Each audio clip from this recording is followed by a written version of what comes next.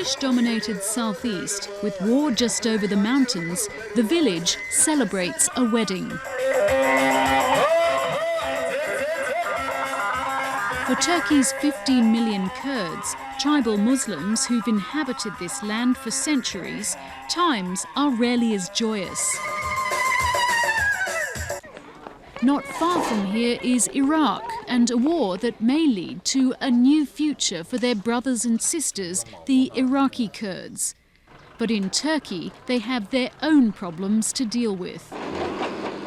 Many of these Kurds are only just returning to their villages after years of absence.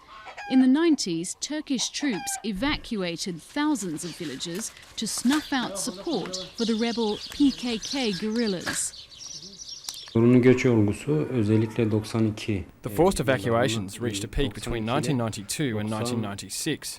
Officially, 380,000 Kurds were expelled from their villages, but unofficially, the figure is between 1.5 to 2 million people. Kurdish human rights lawyer Cihan Aydin represents villagers in their struggle to return to their land. This man says the military burned his house down.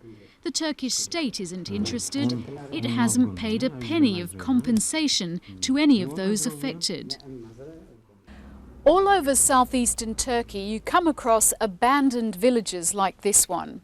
In the 1990s, when the conflict between Turks and Kurds was at its peak, the Turkish military gave Kurdish villagers an impossible choice: evacuate or stay and become armed village guards, paid for by the Turkish state to fight their own people. The village guards became a law unto themselves, snatching land and property, wreaking widespread destruction while the Turkish state turned a blind eye.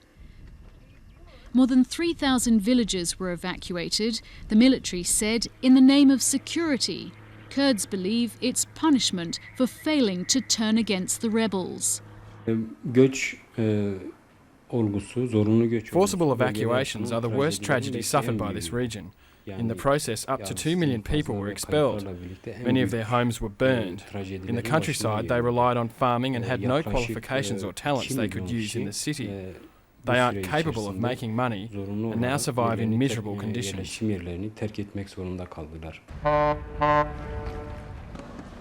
Those who fled were forced to migrate to the cities in search of a livelihood. Hundreds of displaced Kurds live in this Istanbul neighbourhood. It's one of the poorest parts of the city. The Çiçek family live in 2 rooms. They were expelled from their village 9 years ago. Their old house has been partly demolished, but they couldn't afford to return anyway. With 8 mouths to feed and only 1 working, it's hard to make ends meet. The women prepare spiced mussels to sell on the streets. Father Abdul explains how the family came to be here. They killed 3 of my brothers. They've tortured us, set fire to our belongings and forced the whole village to evacuate. We used to have fields, vineyards and cattle. Now the village is empty.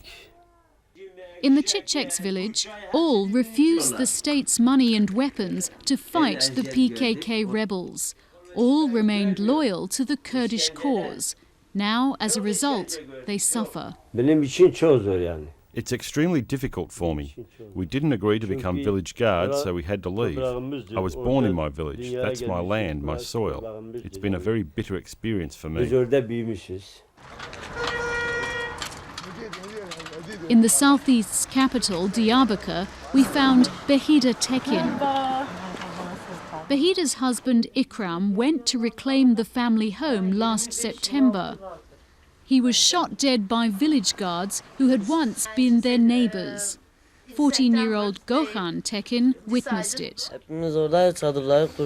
It was early evening and we were just going to set up the tents. The village guards suddenly appeared and started firing at everyone.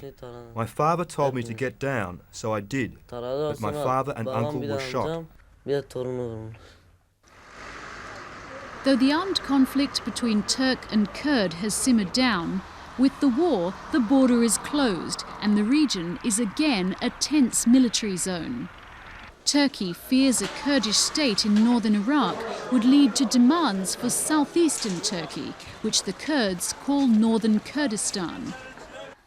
Cihan Aydin believes there's a peaceful alternative.